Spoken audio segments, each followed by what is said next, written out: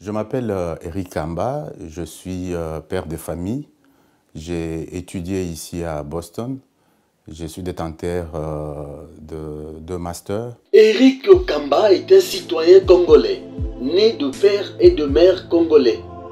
Il a fait ses études primaires à l'Institut primaire Yolo Nord 2, dans la commune de Kalamou, son cycle d'orientation au CO du 20 mai dans la circonscription de la Funa, une partie de ses études secondaires à Kinshasa et Lubumbashi. Par la suite, il s'est inscrit à l'université de Lubumbashi où il a décroché son diplôme de licence en sciences politiques et administratives à l'université de Lubumbashi, donc un cas à part. Par la suite, il a travaillé comme directeur à la société pétrolière SCP ELF avant d'atterrir aux États-Unis, particulièrement à l'université de Boston dans l'État de Massachusetts, où il a obtenu ses deux masters, un doctorat 3e cycle respectivement, en travail social et en santé publique.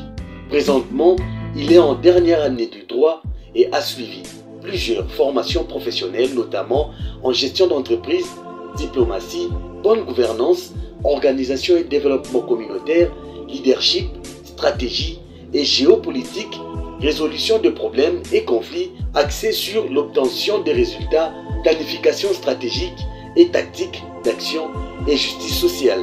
Aux États-Unis, il a travaillé pendant plusieurs années comme directeur du Centre congolais de développement et coordonnateur de Congo Action pour la diplomatie agissante, CADA. Le Centre de développement du Congo est une ASPEL qui s'occupe de l'encadrement et de l'orientation des migrants dans la perspective de leur intégration aux USA. Les centres s'occupent de migrants réguliers et jouent donc par ricochet les rôles supplétifs du gouvernement américain. C'est à ce titre que M. Eric Kamba a l'opportunité d'être en contact avec les autorités et les différentes personnalités au niveau tant local que national dans le monde. Ces constats constituent un carnet d'adresses utile pour l'ASPEL Congo Action pour la diplomatie agissante CADA qui s'emploie à une diplomatie de couloir, une diplomatie parallèle dans la convergence de celles qui mènent le gouvernement de la République démocratique du Congo sur le plan officiel afin de booster et accompagner la démarche de la RDC, faire attendre davantage sa voix. CADA travaille avec le même acteur que le gouvernement congolais, mais dans un cadre beaucoup plus convivial, qui est le protocole officiel et diplomatie. CADA produit l'intelligence à travers ses conférences, débats, réflexions et analyses. En tant que centre de réflexion stratégique et géopolitique, CADA est donc au service du gouvernement congolais qui est le destinataire de ce que CADA produit comme intelligence stratégique. Eric Kamba est profondément intéressé par le problème de son pays qui est la République démocratique du Congo. Il a un grand souci, c'est lui, de voir la République démocratique du Congo rejoindre le cercle des nations prospères, stables et respectées dans le concert des nations. D'où la motivation profonde qui le pousse à se présenter aux élections législatives de 2023 pour apporter son savoir-faire au service du pays. Cette motivation est dictée par le fait de voir que 63 ans après l'accession de la RDC à l'indépendance, l'État congolais paraît toujours avoir de problèmes pour répondre aux attentes de la population en termes de bien-être. Ici, la question à se poser est bien de savoir ce qui convient d'être fait pour conscientiser l'élite politique sur la nécessité de donner priorité au développement humain alors que chaque pays a certainement un destin. Eric Kamba croit que le destin du Congo, c'est d'être le pays qui devra servir de tremplin pour la stabilité et l'expansion économique du continent africain. Ce destin est tributaire d'une série de conditions. Il faut d'abord que le Congo retrouve la paix, la population puisse avoir un emploi stable et se nourrir à sa faim. Eric Kamba a eu à faire une évaluation de la situation politique et sociale du Congo en tenant compte des traits particuliers tirés du plan de développement humain suivant le programme des Nations Unies pour le développement PNUD. Il s'est dégagé de cette évaluation de nombreux défis quant à la gestion de la chose publique au Congo. Des défis nous devons relever tous en tant que Congolais afin d'amener les changements tant attendus. C'est cela la motivation qui guide M. Eric Kamba. Ses projets sont orientés dans cette direction-là.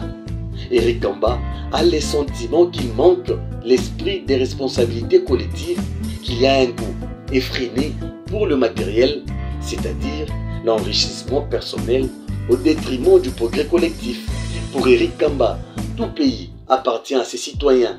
Les citoyens sont les véritables propriétaires de leur pays. Ce qui manque à la classe politique congolaise, c'est bien cette capacité de comprendre que le bien public n'appartient pas aux individus qui animent à certains moments les institutions de l'État. Eric Kamba pense qu'il faut à tout prix privilégier le progrès collectif pour faire avancer notre pays. C'est ainsi qu'il a annoncé sa candidature à la députation nationale et provinciale dans la circonscription électorale de Lafuna. Sa candidature a été retenue et confirmée par la Commission électorale nationale indépendante. Sa dynamique DEC, dynamique de soutien à Eric Kamba, qui porte son nom, soutient la vision du chef de l'État, Félix Antoine Tshisekedi Tshilombo, président de la République. Sa fondation vient en aide aux personnes défavorisées de notre pays en leur donnant des dons et différents types de soutien. En 2006, par exemple, Eric Kamba fut directeur politique à l'Union pour la reconstruction du Congo, UREC, parti politique du docteur Oscar Kachala.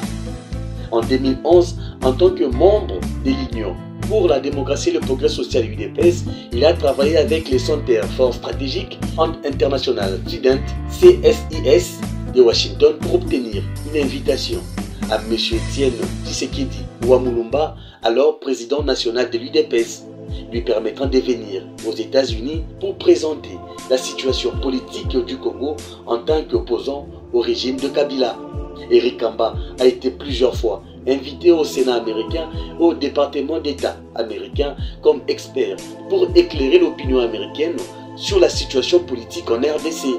Son plaidoyer, en collaboration avec d'autres membres de la diaspora, a amené le président Kabila à ne pas avoir un troisième mandat. Eric Kamba est auteur de plusieurs articles et analyses qui ont été publiés dans les médias et journaux scientifiques. Aujourd'hui, Eric Kamba a rejoint le parti politique l'Union fait la force UFF de l'honorable Constantin Benguela Tamouk. L'UFF fait partie du regroupement politique Alliance et Action pour l'État des droits, AE en sigle. L'Union fait la force place l'homme au centre de ses intérêts, ce qui signifie que son objectif est de veiller à ce que le besoin et les préoccupations de l'homme soient considérés et pris en compte. Cela implique donc la mise en place des politiques et des mesures qui favorisent le bien-être et le développement de chaque individu. L'UFF vise à créer une société plus juste, équitable et durable où chaque individu a la possibilité de s'épanouir et de contribuer au bien-être collectif. Eric Kamba est d'accord avec le président Constantin Benguela sur ces points. Tous deux reconnaissent que la participation citoyenne est essentielle pour une gouvernance démocratique et transparente. Les deux leaders soutiennent la vision du président de la République, Félix Antoine Tshisekedi Tshilombo. Une fois élu, Eric Kamba prévoit d'accomplir fidèlement son devoir de représentant du peuple au sein du Parlement avec des initiatives qui mettent en exergue le bien-être de la population. Il tient à amener le changement tant attendu au pays et faire de la diplomatie parlementaire son cheval de bataille. Eric Kamba promet de rester toujours aux côtés de sa base de Lafuna et être accessible à toute la population congolaise. Durant son mandat, Eric Kamba prévoit un projet de société, notamment la proposition d'une construction d'un centre de santé de référence pour toute la circonscription de Lafuna. 2. La proposition de construction d'une école maternelle pour servir les habitants de Lafuna. 3. Soutien total à la gratuité d'enseignement et à la réforme du système éducatif. 4. La proposition se basant sur un partenariat avec la Régie des eaux pour avoir de l'eau potable et sans interruption sur toute l'étendue de Lafuna. 5. Proposition se basant sur un partenariat avec la SNEL pour la distribution de l'énergie électrique sans interruption sur toute l'étendue de Lafuna. 6. Restaurer des mesures sanitaires et salubrité publique, notamment décréter le Salongo chaque samedi de la semaine pour le nettoyage, pour l'assainissement, interdiction de jeter les polluants comme plastique et autres dans la nature.